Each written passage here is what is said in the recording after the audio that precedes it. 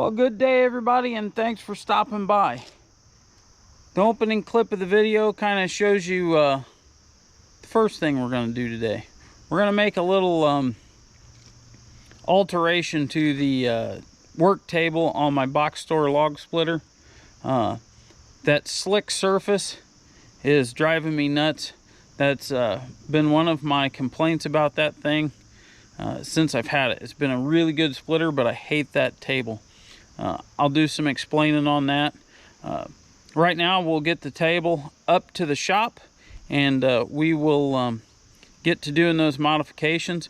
Once that is done, we will come back down here to the wood yard, and we are going to do a cut some rounds so we can test out the modifications. So hope you'll stick with me.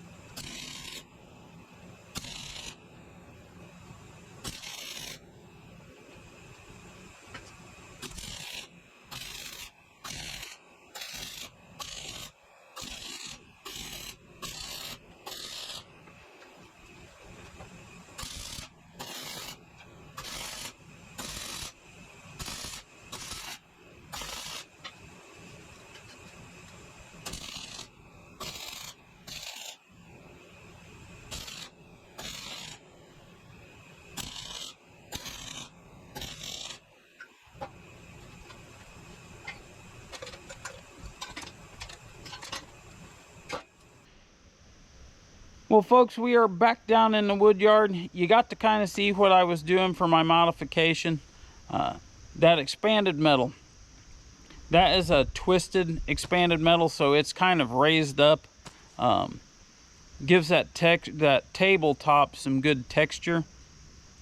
Since my box store splitter is not a push-through splitter, I don't necessarily need that slick work surface. Because the wood's I'm not dragging it around because I'm not pushing through. So I'm not worried about having a slick work surface. I'm more worried about keeping the wood where I can grab it. And if it's falling off, it's not doing me any good. And most of the time the wood wagon is parked in a way that prevents the wood from coming off of that work table, or if it does, it falls onto the trailer, so it's never more than arm's length away. And last video you see me, I had it in a different configuration, the splitter and the wood wagon, and it kind of got me thinking about it again, and that's why today I wanted to alter that table before I get any more splitting done.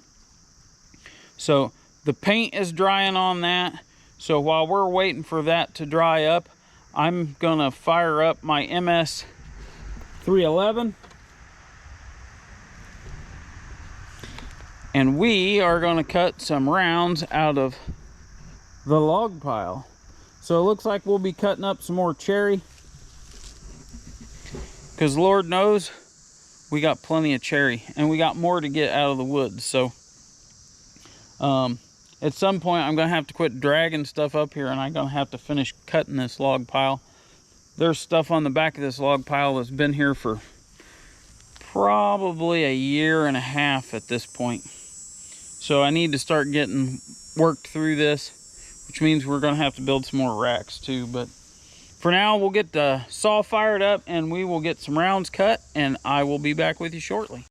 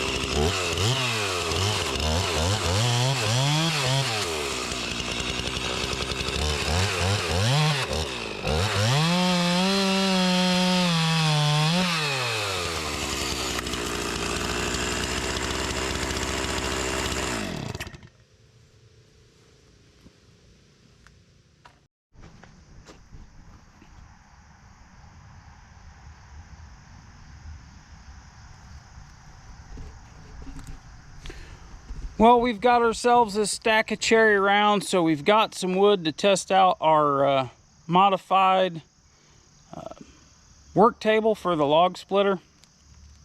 I just went up and checked it. It's still tacky. I figured painting it as early as I did in the day, by the end of the day it should be okay, and obviously I was wrong.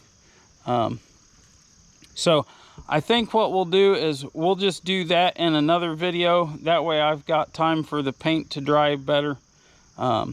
If it had been dry to the touch, I'll be honest, I was going to run it with it being paint instead of the powder coat that was on the table, I know it's going to wear, and I'm not concerned about that. It's not hard to touch up, and just wasn't a big concern, but I don't want to mess with it while it's still sticky trying to bolt it back onto the log splitter. So I'm going to go ahead and leave that dry a little longer. So we'll go ahead and we'll wrap this up here.